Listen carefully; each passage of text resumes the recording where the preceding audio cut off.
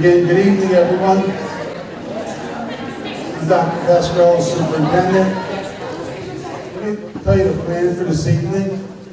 We plan to be in here for about a half hour to do the presentation. And then we have rooms reserved for breakout rooms so we can have individual questions. And that's in the evening. And we have some index cards for you to take. What we'd like you to do is, as you listen to the presentation, if you have any questions, please write them on the index card. And when we go to the breakout sessions, principals of the schools will go in with us so we can answer those questions and put them in categories. The idea here is, so let me start by, again, thanking you for coming. I know this is difficult for everyone, having schools and moving and what have you, but we spent some time looking at this, validating what we're doing. So we'd like to get through. When I'm leaving here, there's two scenarios for you to think about and discuss tonight. And then I'll go to the board, and I'll explain that to you in a minute. Here's our objectives. We have been able to fully implement full-day kindergarten. That has been a dream of Danbury for, I don't know how many years. There's only had been one section every building. Now, next year, all of our sections, every school will have full-day kindergarten for every child. That means 850, 900 kids will have full-day kindergarten throughout the district. That was a high priority. That happened after the plans for construction. That's important to keep in mind. We were able to take the grant to do that. That was after the plans for construction. We needed about 17 to 18 rooms to implement that program that we accepted. And we're in the second year of that. Next year will be the third. There was a referendum for $42 million that was passed, and that's resulting in 3 additions to 3 schools and a middle school, a third middle school magnet. At this point, there is no, if you're here for middle school redistricting, we're not doing it for middle or high school. This is just for the K-5 buildings, okay? So there's 18 classrooms that are built for us to move students to. Number 3 is to try to disrupt as few students as possible. There will be disruption, there isn't any possibility of not, but our goal is to try to minimize that. To ensure that the district maintain the mandated ethnic balance, we are under Office of Civil Rights. They examine our schools each year, and we have to be in compliance. If we're not in compliance, we have 1 year to get into compliance, which means we have to move families out, families in order to meet that mandate. That's something we have to watch when we do any movement of any students. And also to keep in line with the district guidelines for class sizes, which K1 to 22, and above that, it's at 25 at this point. So that's in your hand. These meetings were all open. We started last year, June 5th, with the committee. We began looking at our enrollment. We met in June, September, and October. We didn't meet during the summer because we didn't think it was, one, we didn't have the enrollment numbers that we wanted to reconfirm. Plus, it wouldn't be open to parents for the travel, so we didn't do anything during the summer. We started again in September. And then in October is when we do our official enrollment counts. So we met again in October on the 15th, 23rd, the 13th, and tonight is the community information. We go with the community information, maybe we go out to individual schools, but in second thought, the board thought maybe it'd be better to have one session so the information gets out at the same time to everyone at the same period of time. So that's why we're all here tonight to do it instead of going individual schools. And next step for all of us, the board will consider what happens tonight at its January 8th meeting. Now, we've had open meetings during the fall, but no action was taken. They just listened to the recommendations of the administration and the consultant. At the January 8th meeting, they will consider tonight's results, probably wait 2 more weeks to the next meeting in January, and if they have enough details and information, they'll make a decision at that time in preparation for next year. For your information, the 08, there was a Saturn report done, which was paid by the city. They went through all our buildings to figure out space utilization, because we knew we needed a middle school at that time. That's the primary purpose. But when they did that, they evaluated all of our schools, and they also did an enrollment study. We had Peter Prado, who's a demographer for the state. He did a study in 10, 11, and 12. Based on that, the mayor created a task force 2020, and then from that, we did a pocket redistricting that we implemented, which was the system school program. And that helped us with balance without doing any redistricting. But we knew that they was coming to do this. We just want to confirm the growth that we've been having. In March, we hired Russ Hopper as associates, who's done a lot of national Eastern work in reorganization and in redistricting in the cities. He became highly recommended, so he was hired by the board. I had him do another enrollment verification, just so that we are sure about what's going on in the district before we did it. The challenge is we're growing about 1% a year. We're close to 11,000 students now, we're just under that. And we continue to have space needs that we're going to have to deal with. So this is something that's going to assist us. The board just can't go about redistricting, so the consultant needed some guidelines, and this is what we tried to do. To keep the neighborhoods should be kept intact. Everyone should have been made avoid about splitting definable neighborhoods, just some common sense reasoning to when you're doing this thing, try to keep neighborhoods intact. Use any boundaries that make sense. If there's a lake or 84 major highways, try to make them as boundaries. Walkers, try not to create more busing students if we can avoid that. If you're next to a school, keep the youngsters at that school and families. Expansion, a lot of room for enrollment increase in each so that we can preclude the need to redistrict too soon. We need to do this so that we don't turn around in 2 years and try to do something again. So we want something that's out there 5 to 6 years before we may have to do something again, we may not, depending on how the enrollment does go. Bus transportation, design the routes to minimize the distance. Avoid multiple moves. If some students were moved before, I remember a few years ago, Mill Ridge and Meade was closed, and we distributed students over King Street. We were very sensitive to that and those families. And create a transition year for culminating grade. If you have a student that's in 4th grade, for example, and that's a redistricting school, you get the choice if that child gets to stay. So they get to finish the last year in that school. So that's something that we're recommending to the board, and the board has accepted, and we think that makes sense. These are the enrollments. You can see where we're going. You can see there was a dip in 13-14, but that was mainly because we moved out our early childhood program. Head Start moved out. They used to be counted in enrollment for state purposes, but they moved out. But you can see as we just continue to grow and go up. Next slide. This is the same slide. The K5, you can see it in 0708, we're about almost 4,500. We're at 52 out there, 18 and 19. Now I will tell you with these numbers. These numbers are not very solid at 5 years out. They're better 2 to 3 years out. It's just the way the population goes. So, but that's why we kept doing studies. These kids that we're talking about now are here. That's why the city did the building that they did build. Okay?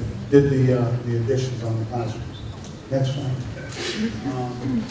This is the plan that you have before you, the 2 plans. Plan 1. And the schools that are impacted, Morris Street, the Park, Mill Ridge, Primary to Park, and Shelter Rock, Ellsworth Avenue to Stanley Rock. And if you look at this here, under scenario number 1, if we were to do that, the students at Ellsworth, you would lose 51. Great Plains stays, no impact at Haystown, no impact King Street.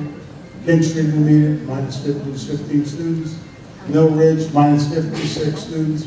Park Avenue will gain 148. Now, Park Avenue, by the way, is the school that's getting the largest addition. Morris Street, it's overcrowded, it will be down 90 students. Pembroke does not impact. Shelter Rock will be, that's one of the schools with an addition. They will have an additional 43 students. South Street, no impact. Stanley Rock is getting an addition. They'll have 51 students. If you look to the right, that's our OCR balance. We had to make sure that's in compliance. So if the board chooses this, we should have no problems with our Office of Civil Rights compliance rules. This is scenario 1. here that we're looking at, that is the entire town in terms of geographically how it breaks down. Russ, did you have any comments about that? Good evening. Just to point scenario one. Sorry? Oh, yeah. My name is Ross Haber. I was hired as a consultant in the district. I've done this for the last 20 years. I've worked all over the country, some major cities. Just my own background, I'm a former school administrator. I was a high school principal for 15 years and a central administrator for 3, as well as being a teacher. So, and I started at 3 years old. So, at any rate, one of the things I want to point out in this first scenario, and probably the most critical issue, would be the fact that the change, and we'll go to the individual streets in a minute, but the change of boundaries. This would be the proposed Mill Ridge boundary. This section of Mill Ridge will be a section that will be changed, a small section of Big Owen Park, which I'll show you. The issue here is in scenario one, the Mill Ridge students here would go to Shelter Rock. So the boundary for Shelter Rock would be here and here. We can talk about that. We can talk about that a little later in the individual sections. But that's scenario one. Now keep in mind that as you were told, one of the mandates, or not so much the mandate, one of the guidelines was to move as few students as possible. So scenario one moves the fewest number of students. And we'll get to scenario two, which moves more students a little bit later on. So that's the biggest issue here. As we move forward, these are the students, this is one section moving from Mill Ridge to Park Avenue. I think this is called Belmont Circle. So the students in Belmont Circle, the children living in Belmont Circle, K3, would be moving on to Park Avenue School, and students in that area who happen to go to King Street Intermediate would move to Park Avenue. Okay, this section of Morris would go from Morris to Park Avenue. And in your guidelines, you should see the streets listed, it's a little more clear in the guidelines that you have, the pages that you have. And it's important when you look at the map. We put down the generic street names, but it's only the streets that are inside of the heavy black outline that are the streets that are actually moved. So all of these streets in green, and for those who have only the black and white copies, the streets within the heavy outline are the streets that are from Morris to Park Avenue. Okay, this next section, this will be the streets moved from Mill Ridge to Shelter Rock, and this is in scenario one. So this moving of streets, and again, it's the streets within either colored in green or the heavy outline. Again, these students will go from Mill Ridge, K3 students will go from Mill Ridge to Shelter Rock, and intermediate school students would go from Mill Ridge into Shelter Rock. Okay, the last piece is the students. These are the streets of students moving from Ellsworth to Stanley Ruff. And as you know, maybe some of you don't know, Stanley Ruff currently has 2 non-contiguous boundaries, 2 separate boundaries, and all this scenario does is expand that second Stanley Ruff boundary. So these are the streets that will be going from Ellsworth to Stanley Ruff. So that's scenario number one. And in scenario number one, I believe the total number of students moved is 223. So now we move on to scenario two.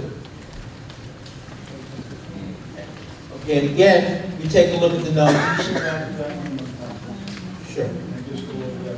I'm sorry.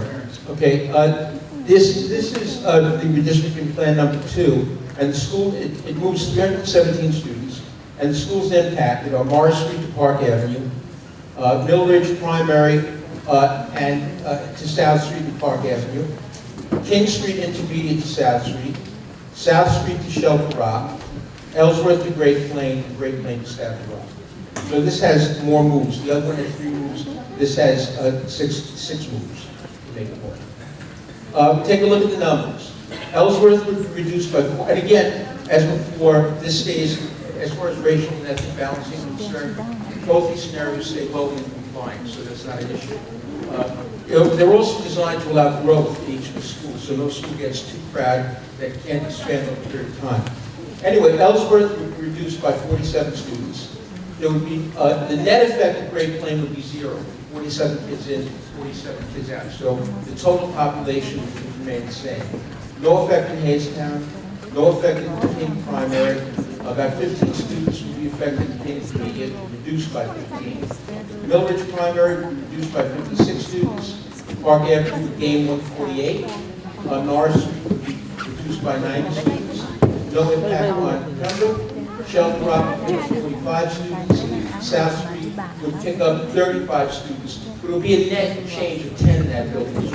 I would believe 45 students out, 35 students in. Is that correct? So it's a net change of 10 in that building. And Stafford Rock would pick up 47 students.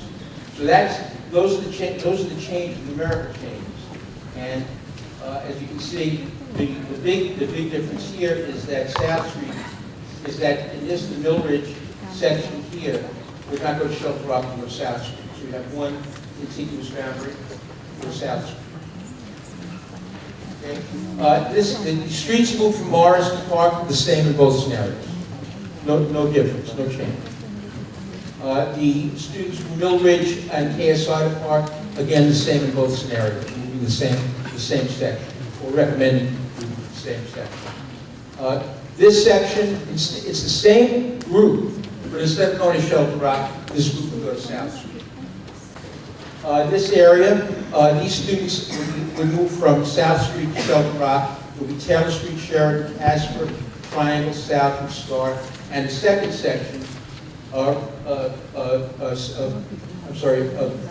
South Shelter Rock, would be Rocky Glen and Cold Pit Hill Road. So those two sections would move from South Street to Shelter Rock. This section would be moved from Great Plain to Staten Rock. Again, those are the streets. Again, it's about 47 students in that area. And finally, these streets would be moved from Ellsworth to Great Plain. So those are the changes. Those are the recommended changes in both scenarios. The proposed Plan 1 moves a total of 223 students, which out of 5,200 students is a relatively, I hate to say it because your child will be moved to next year, but it's a relatively small percentage of students. Proposed Plan 2, 317, again, a relatively small percentage of students to be moved to accomplish what needs to be accomplished. And again, that's to go to a full-day kindergarten and to populate 18 additional classrooms, keep class sizes at board requirements, and to implement full-day kindergarten. That's how that's. Thanks, Russ. That's the presentation. You should have the handout.